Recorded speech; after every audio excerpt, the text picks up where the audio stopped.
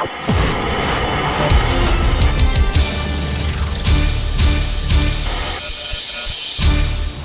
I'm Jerry Kenny, and thanks for watching this edition of America's Survival TV on Roku. Tonight's topic, Saudi Arabia, friend or foe? President Obama says that he wants Congress to approve a war against ISIS, the Islamic State. But who funded ISIS? Vice President Joe Biden, during a speech at Harvard, blamed America's Sunni allies in the region. Our allies in the region were our largest problem in Syria. The Turks were great friends, and I have a great relationship with Erdogan, which I've just spent a lot of time with. The Saudis, the Emiratis, etc. What were they doing?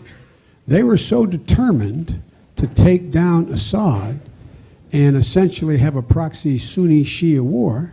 What did they do? They poured hundreds of millions of dollars and tens, thousands of tons of weapons into anyone who would fight against Assad. Biden said these policies ended up helping the militants linked to al-Qaeda and ultimately ISIS. So how can Saudi Arabia now be a U.S. ally against ISIS? Well, with that question, we'll go to Cliff Kincaid in Washington, D.C. for our program. Jerry, thanks a lot. We've got a great program tonight because we are going to take a hard look at Saudi Arabia, friend or foe. Now, I've made up my mind, but we're going to lay out the evidence for you to consider. The fact is that Saudi Arabia, as we all know, we should know by now, produced 15 of the 19 hijackers on 9/11. Osama bin Laden, the leader of al-Qaeda, was a Saudi citizen. Saudi Arabia had financed al-Qaeda. And now, as we just heard, as Jerry related, quoting Joe Biden, Saudi Arabia was involved in financing the rise of this al-Qaeda spinoff called ISIS, or the Islamic State. Now, Joe Biden, after he made those comments at Harvard, had to apologize.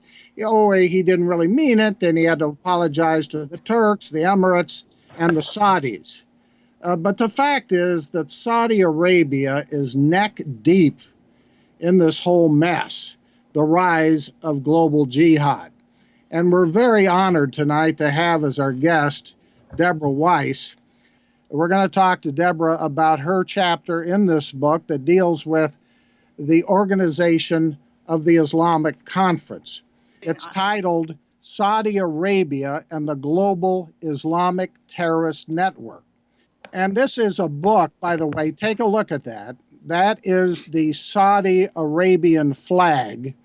And according to my translation, it means, quote, "There is no God but God.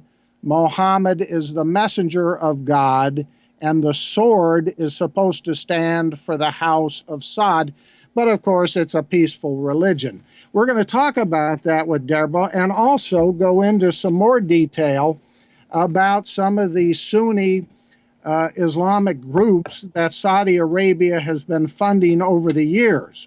And we're going to focus in particular on one particular member of the royal family, a Saudi prince by the name of Alwaleed bin Talal. Now, if you're familiar with what we've been doing at America's Survival and what we've talked about on this show, you know that we've focused a lot of attention on Saudi Prince Alwaleed. He happens to be the leading foreign investor in the United States, and he advertises that fact. He's a major investor in the parent company of Fox News.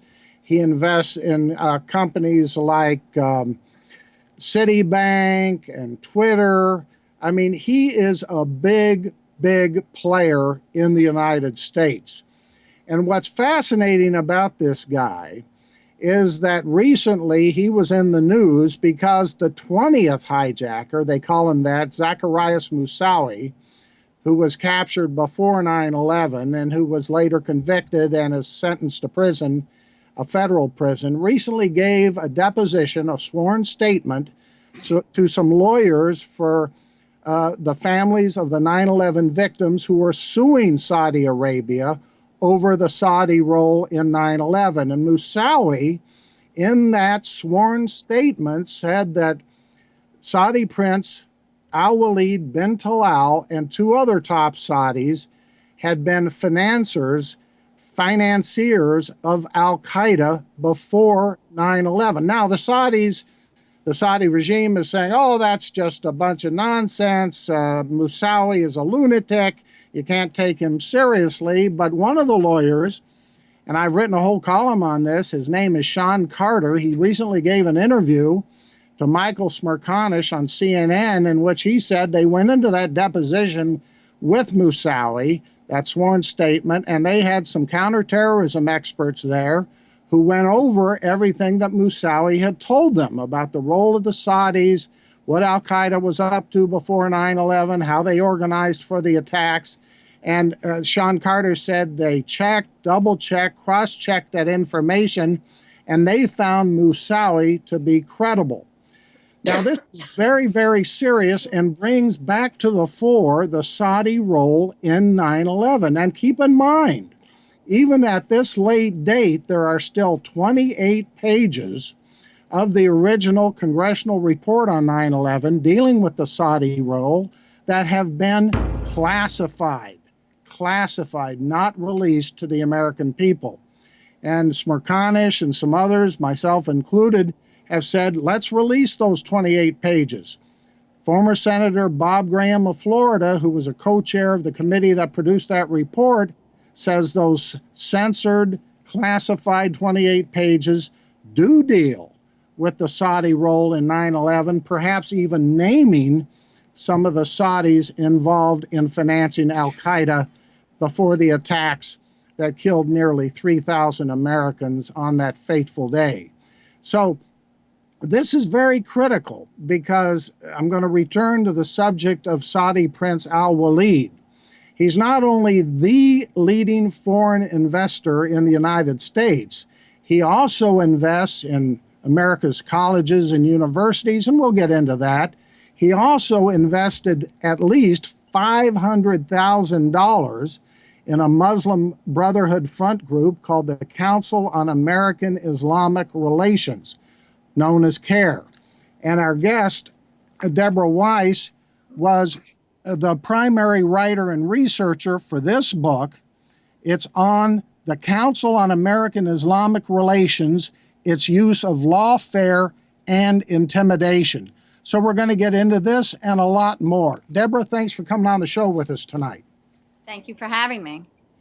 Deborah, when you heard about the Zacarias Moussaoui allegations dealing with top Saudis, including Alwaleed bin Talal, allegedly being involved in financing al-Qaeda, did that come as a surprise or a shock to you? No, actually, what came as a surprise to me is that there are still people in this country that believe that the Saudi family had nothing to do with al-Qaeda or the 9/11 attacks. And so give us your background in terms of how you came to this whole subject. I know you're a 9/11 survivor. That certainly has to motivate your interest in all of this. But you've gotten to be one of the top researchers in the country on the global jihad movement. Can you bring us up to speed about, in a summary way, the Saudi role in all of this and how they've gotten away with a major cover-up about that role all these years? Sure. Well, as you said, Zacarias Moussaoui is referred to as the 20th hijacker. As we know, there really were only 19 hijackers, but he was convicted of conspiracy to commit terrorism and is behind bars in a life sentence. And he's made claims recently saying that Saudi royal family members have donated to al-Qaeda and were involved in 9/11. He says that Prince al-Faisal actually paid him to train the 19 hijackers, and that he also financed the other terrorists as well. The royal family denies this, but in addition to the fact, Cliff, that you pointed out, the 28 pages, I think you said it was in a House and Senate report, correct? That there were also redacted pages in the 9/11 Commission report regarding the Saudis. I think it's clear that the Bush administration allowed some of the Saudis to leave without being questioned. And let me put it to you this way. There is, whether you want to say that the Saudis are funding direct suicide attacks and bombings, or whether they're just fueling the ideology from which the suicide bombers take their directives, either way, they're making a huge contribution to it.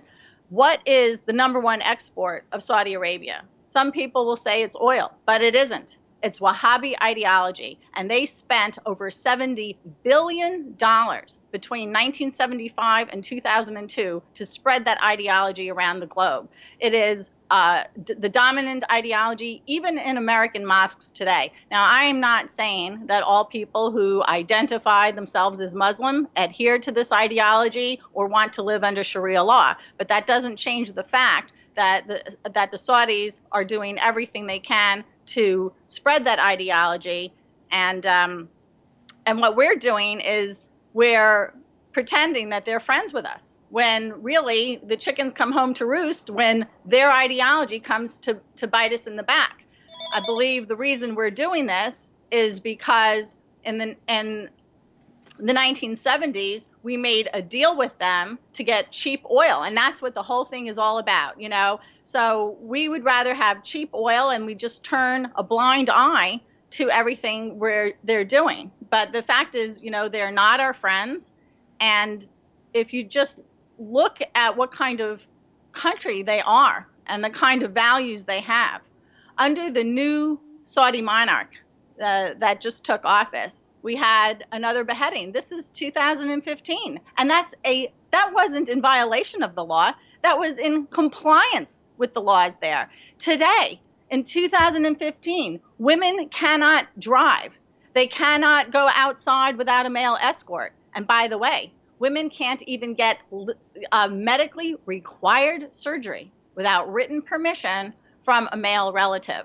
So to think that a government that implements values like that can work together with the freest country in the world, I think is laughable. And the last thing I'll say about it is, I'm sure you remember this, after 9/11, Prince Alwaleed offered Giuliani a $10 million check to help cover some of the costs of the destruction.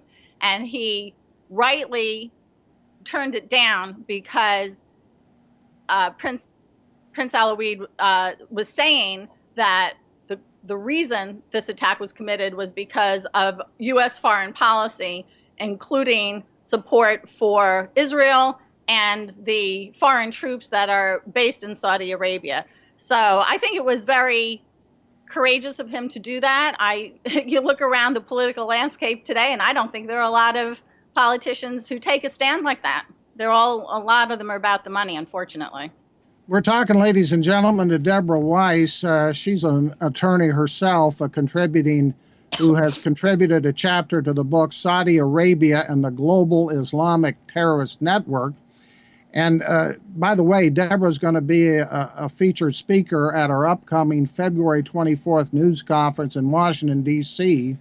at the National Press Club. The title of the news conference is America's Enemies Then and Now. We're going to look at how the communists manipulated Hollywood based on a new book written by my old friend Alan Riskin called Hollywood Traitors. But we're also going to bring it up to date with Deborah by looking at the ability of the Muslim interest groups, specifically the Council on American-Islamic Relations, to manipulate what's coming out of Hollywood today to benefit the global Jihad movement. And I mentioned, Deborah, that you were the primary writer and researcher for this book, an excellent book on the Council on American-Islamic Relations. The subtitle is Its Use of Lawfare and Intimidation. And I mentioned Alwaleed had given them, this was back in 2002, a grant of $500,000. And here we're dealing with their influence operations in the United States. Give our viewers, if you would please, a little hint of what you've discovered about CARE's operations in the United States and in Hollywood, and what you might be talking about on February 24th. Right. Well, on February 24th, since the theme of the panel is Hollywood's enemies, I will be focusing on CARE's influence over Hollywood films and media. But what I found in the larger picture is CARE has influence operations in many aspects of American society. First of all, they spawned out of Islamic Palestinian Jihad and Hamas. They're basically the propaganda wing of Hamas. So they engage in what I'll just call nonviolent. I don't even know how to word it. They want an Islamic caliphate and they want Sharia law, but they're doing it incrementally, sometimes mostly legally. And their three goals, which I can derive based on my research, is to Islamize the workplace, to stifle all criticism of anything related to Islam, and to hamper national security. So one of their main things that they do is try to shut people up when they're revealing the truth of whether it's the truth about the underlying ideology of Islamic terrorist groups, or the truth about CARE, or just the truth about acknowledging the fact that there is such a thing as Islamic terrorism. So they want to dissociate the idea, any version of Islam, with terrorism entirely.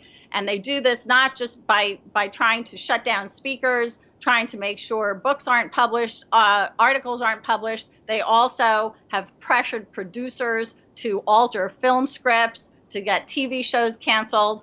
And they also have been quite active coercing corporations to change their products, their package designs, and even their own internal production procedures so that they don't offend Islam.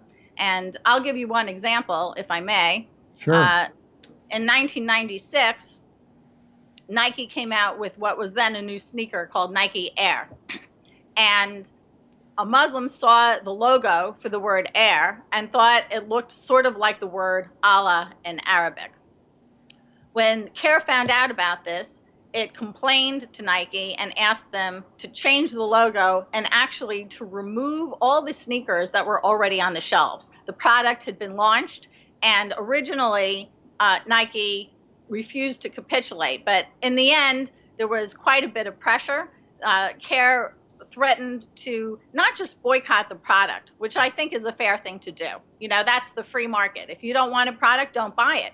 But they had a huge Middle East market, and they threatened to boycott the entire company, which would basically wind up closing the company down. So in the end, Nike capitulated. They made a public apology to all Muslims. They yanked the product from the shelf and ate the costs to the tune of tens of thousands of dollars. They changed the design logo, and they consulted with CARE when they did it. They changed their internal production procedures forward-looking to make sure that in the future they don't offend Muslims. And they wound up donating tens of thousands of dollars to mosques, to Islamic charities, to Dar al-Hijra mosque out in Virginia, which is considered a radical mosque. And that is just one example of a multitude of examples that I have. They've pressured clothing designers. The names are corporate names that you're familiar with: Heinz, Disney, DKNY Jeans, Chanel. It just goes on and on and on. And nobody really was connecting the dots. So you have an isolated incident here, an isolated incident there. And that's basically what that book is it connects the dots by category. And they've also they also filed a lot of lawsuits against people who said things that they didn't like. The claim was usually that somebody or something was defamed. And they really never would win. A lot of times they didn't expect to win. The goal was to bleed the other side dry, to intimidate people, and to shut them up. So it's an amazing story. This CARE does use these tactics of, as you put it in the book on the title here, lawfare and intimidation. Ladies and gentlemen, we're talking with Deborah Weiss, She contributed a chapter to the book Saudi Arabia and the Global Islamic Terrorist Network, and was the primary writer and researcher for this book. We're just talking about the Council on American-Islamic Relations, its use of lawfare and intimidation. I'm going to be going to my co-host, Jerry Kenny, in a minute. But this is a call-in show. If you want to call in, we can take your calls. Let me give you out that number. It's a toll-free number, 855-487-2123.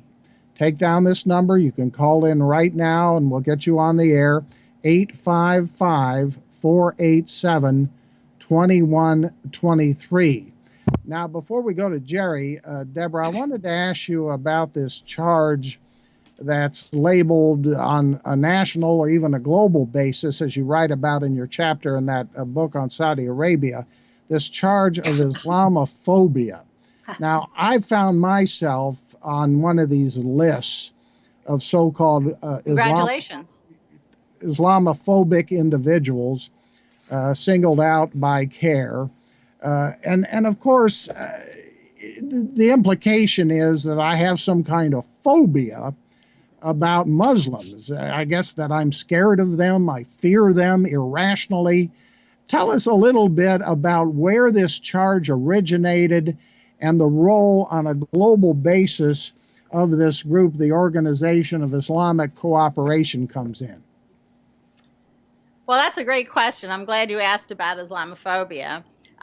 You are correct. As someone with a degree in psychology also, obviously, a phobia is an irrational fear. So technically, it's saying that it's somebody who has an irrational fear of Islam or Muslims. Although I can tell you as a 9/11 survivor that if you weren't afraid and running for your life, that would have been irrational.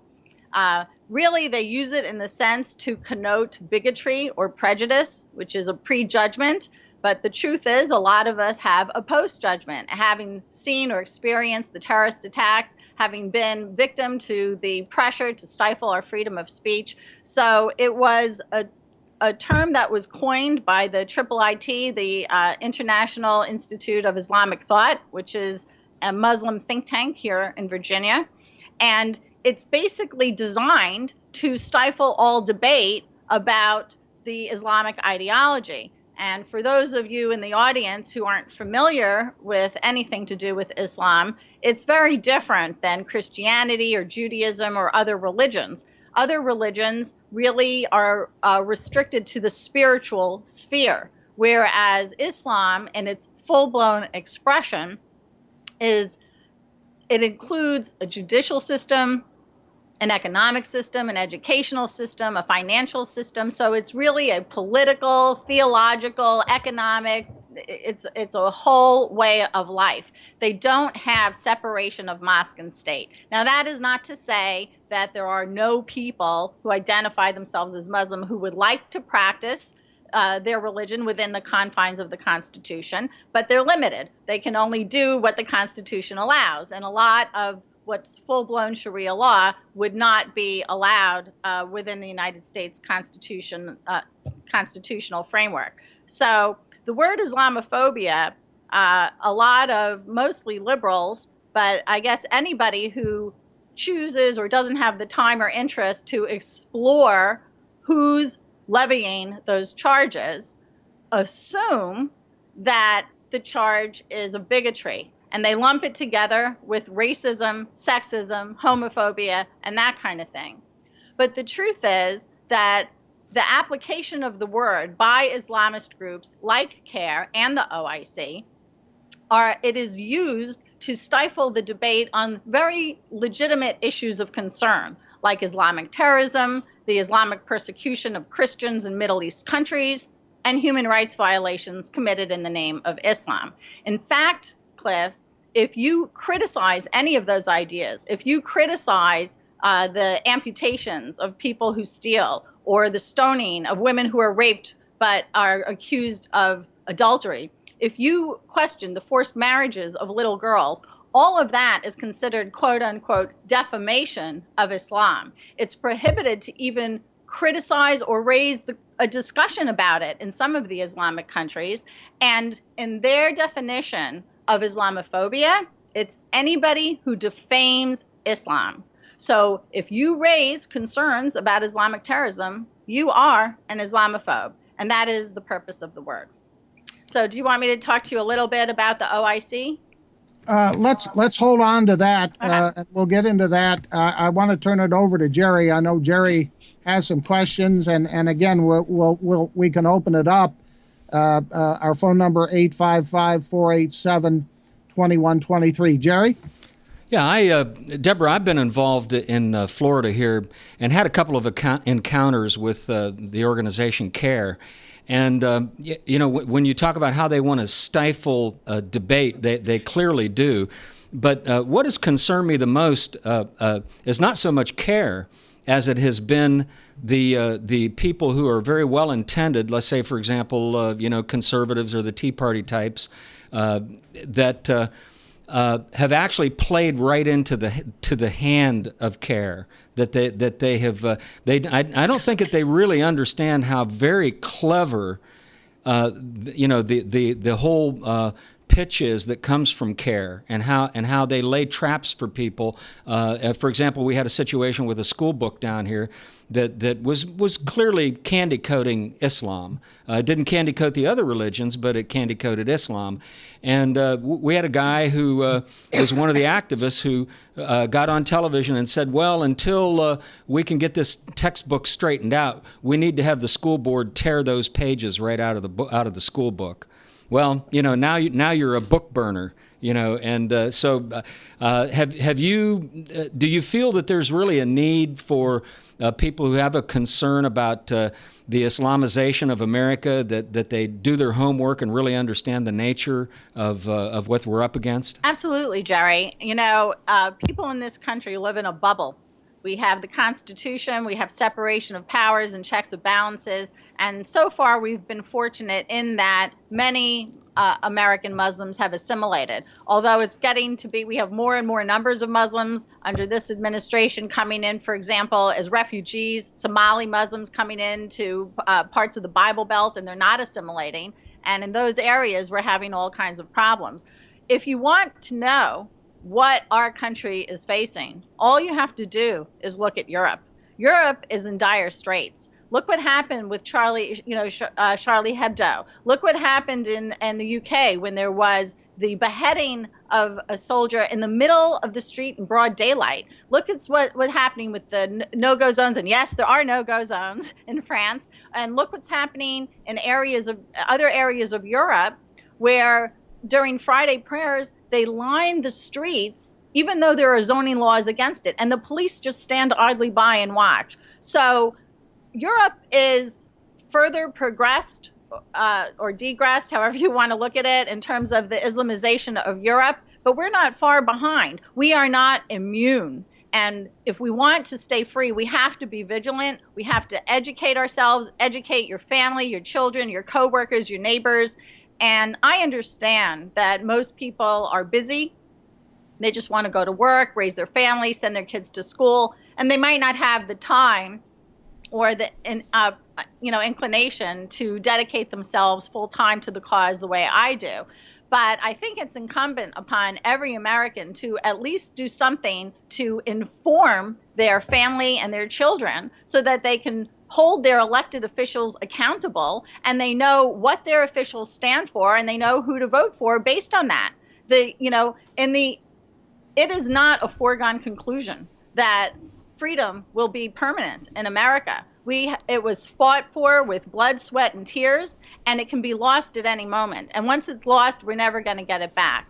The fact that there are Islamist groups who are infiltrating, who are providing propaganda, disinformation, misinformation, and trying to fog the war and blind the public as to what their goals really are.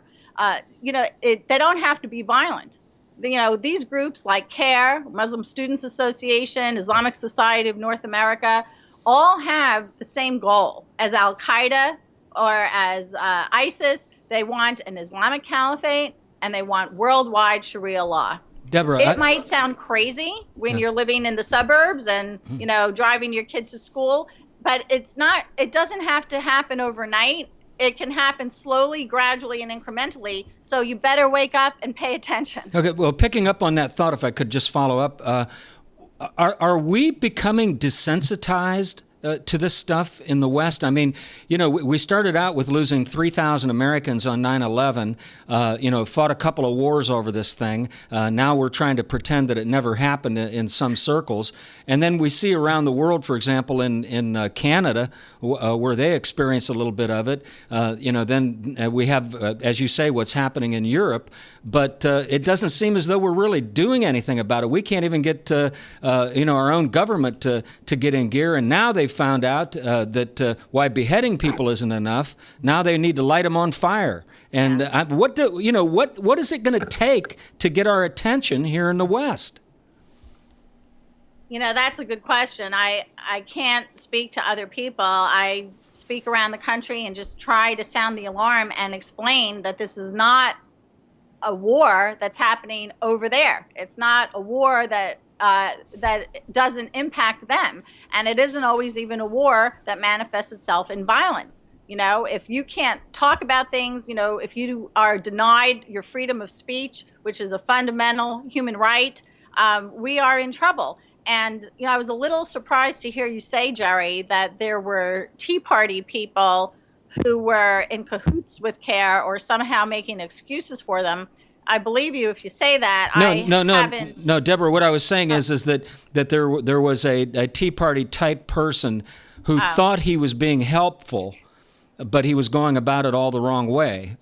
What he did was he said, his heart was in the right place, and they understood what, but they played right into the hands of CARE because they said, well, until we get this situation resolved, let's tear the pages out of the textbooks.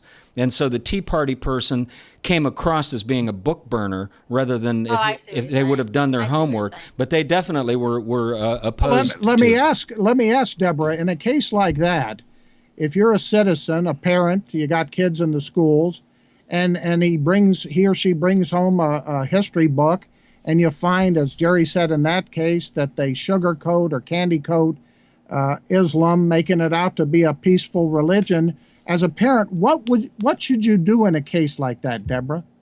Well, first of all, you should try to prevent it. Get on the school boards, join your PTA, know what your children are learning. You have to try to make sure that the books that they're getting are accurate, because history is being rewritten as we sit here. So that's first of all. You have to know who's on the school boards. You don't want to have CARE representatives who are taking over your children's brains and minds and soul because you're not paying attention and you're going to work. So I think you have to just really, starting when they're at a young age, be involved with your children, know what they're being taught. Try to find out what's going on in the schools. In a lot of public schools, CARE is giving quote unquote training seminars to teachers. Now, this is not an official program that's part of the governments. The governments haven't provided it, but they do it separate, like an extracurricular activity, and teachers can get some kind of credit, like continuing legal education credit. I don't want to say the wrong thing because I don't know exactly what it is they get, but I know they get the training seminars outside of the government, and they have some kind of incentive to do it. But, you shouldn't just lie down and let them get away with it. Well, if I could just follow up just one other comment, and that is that I don't know if I'm the only person that feels this way, but I am really sick to death of hearing people on television who claim to be anchor types or reporters that talk about how long we in America have been involved in these wars against radical Islam. Well, by golly, we've been involved in this longest war in the history of America. Why, we've been involved in this thing for 10 years. But anyone that takes the time to understand the history of jihad in the West knows these people have been at this for 1,300 years. And I just wonder, is there really a sense of commitment? And do people, are we starting to understand now, Deborah? Do you think that maybe this is going to be a long haul kind of a thing, or are we looking for quickie little wars? Well, we definitely live in a microwave society here in the West, and especially in America.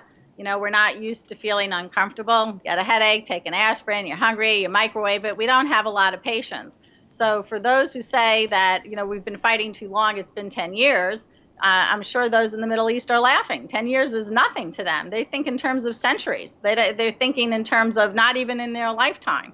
So it's definitely a long war. It's also a war of ideas. 85% of the war is ideological in nature. It's not all about bombs and missiles or even suicide bombers.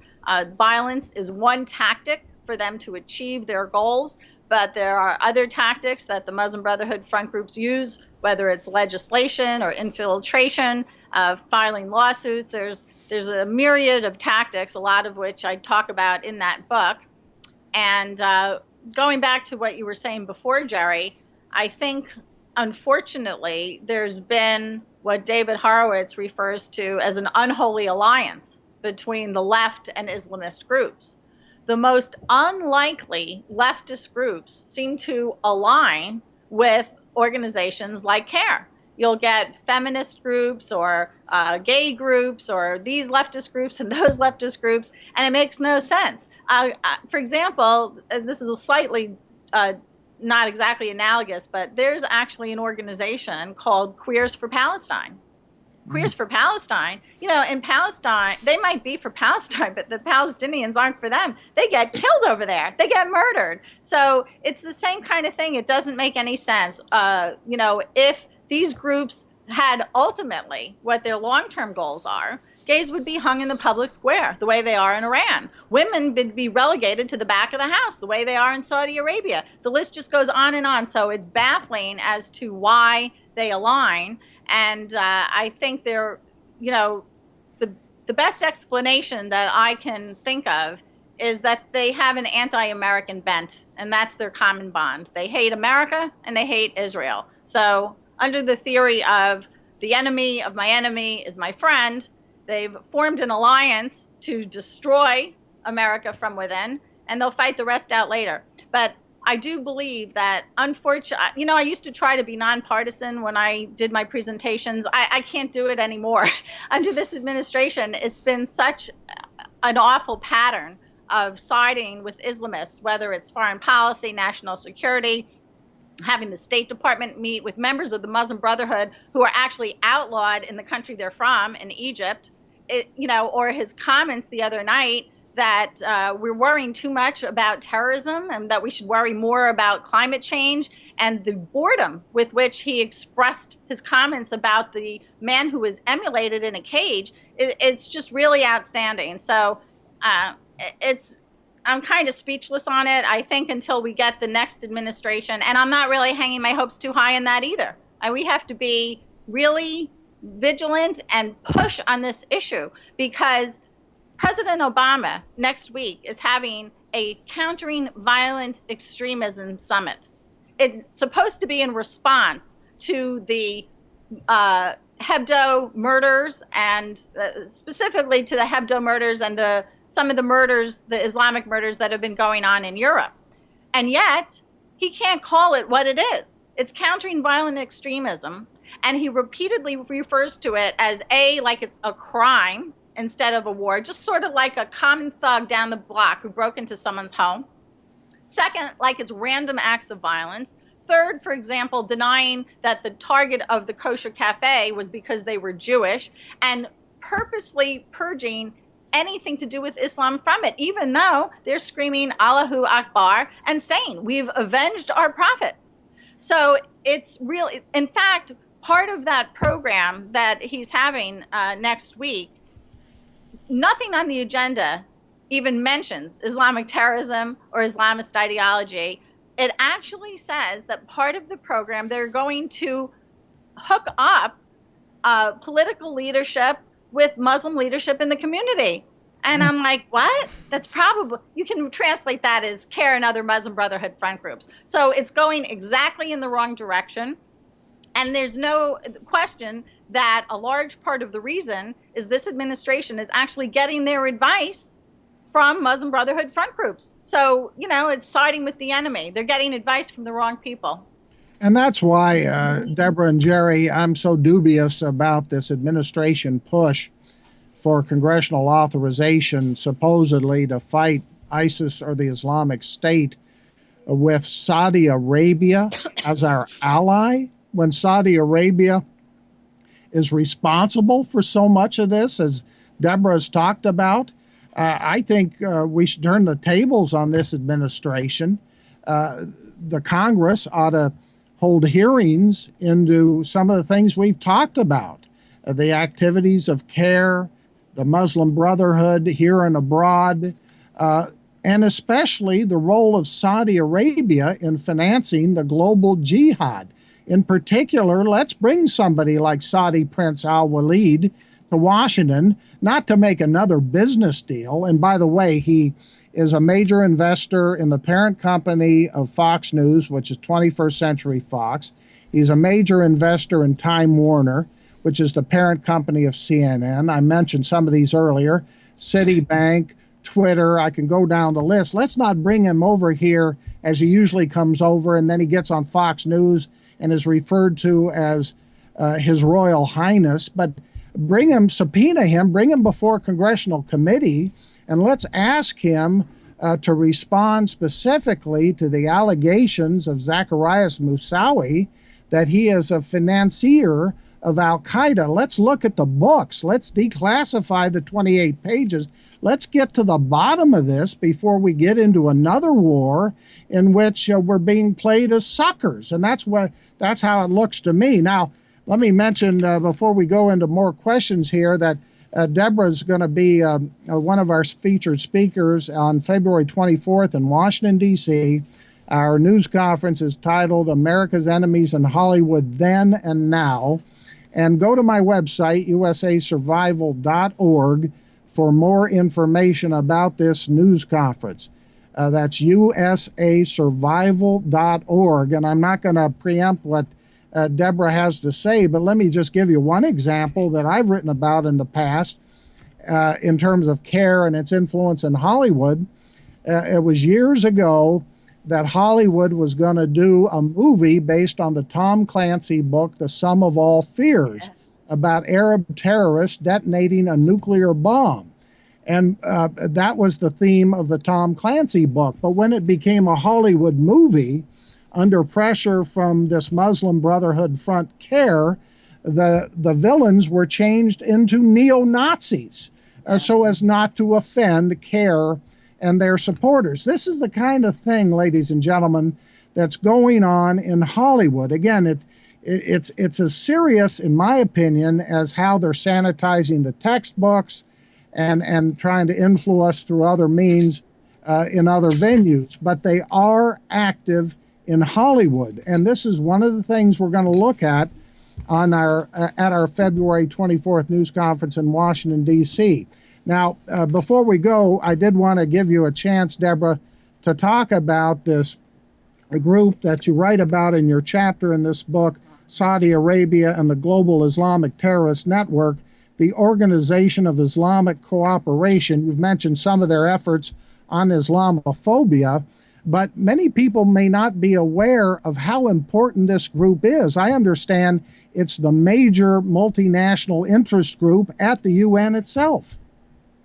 That's true, and it's amazing that most people have never heard of it. It is the second largest international organization in the world, behind only the UN. It's the largest Islamic organization in the world, claiming to represent 1.5 billion Muslims around the world. It has a stranglehold on the UN Human Rights Council, which is part of the reason that council is a farce and nothing gets done there.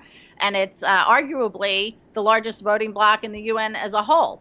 So their goal, they hold themselves out as moderate, but as I said previously, their ultimate goal is to have an Islamic caliphate and worldwide Sharia law.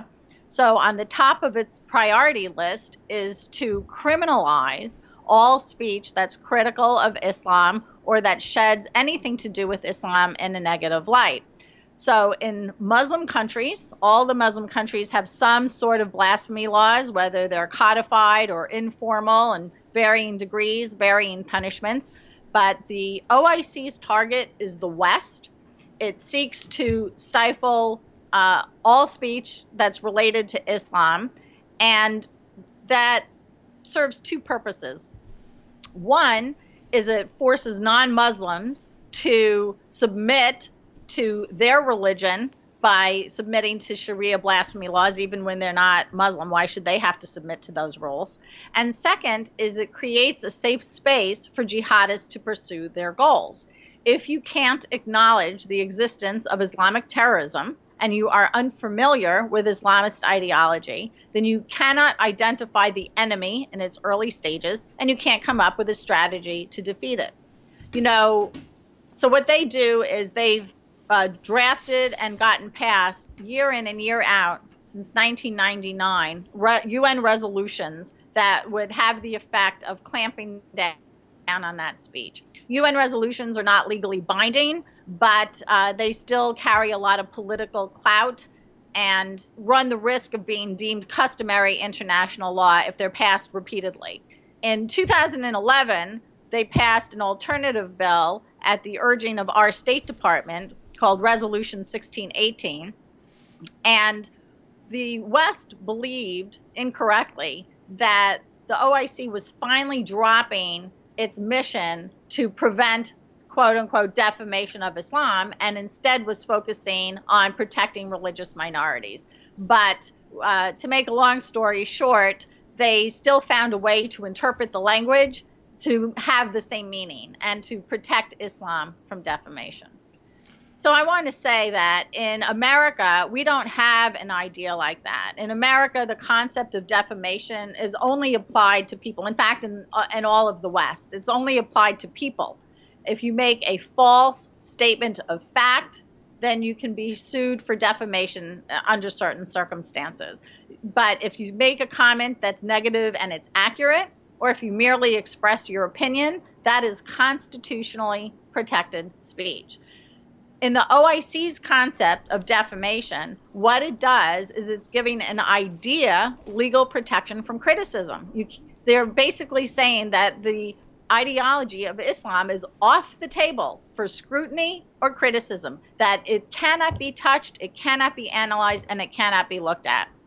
This is a very dangerous idea because free speech is a human right.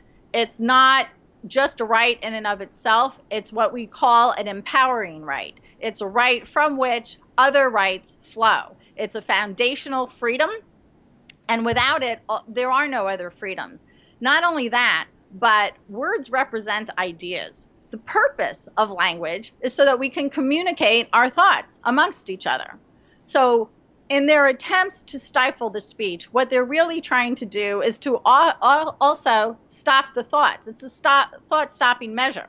If you don't have the language to acknowledge it, the idea kind of goes away. And they're doing this on purpose because they don't want you to know what they're doing.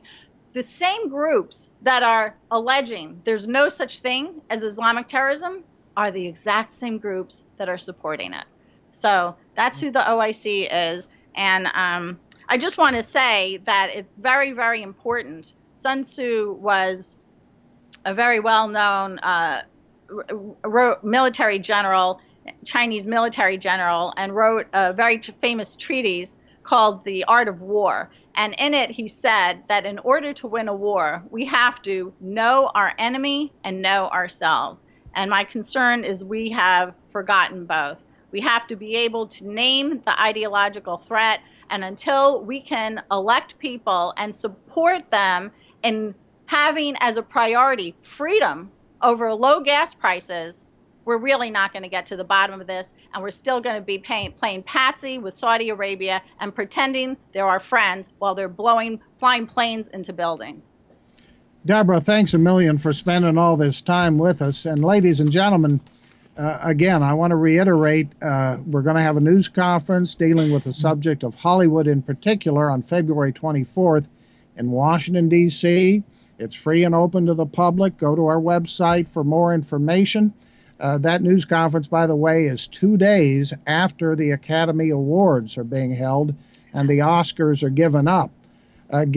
Now, one of the big films that's up for an Oscar is, of course, American Sniper. We'll see what happens.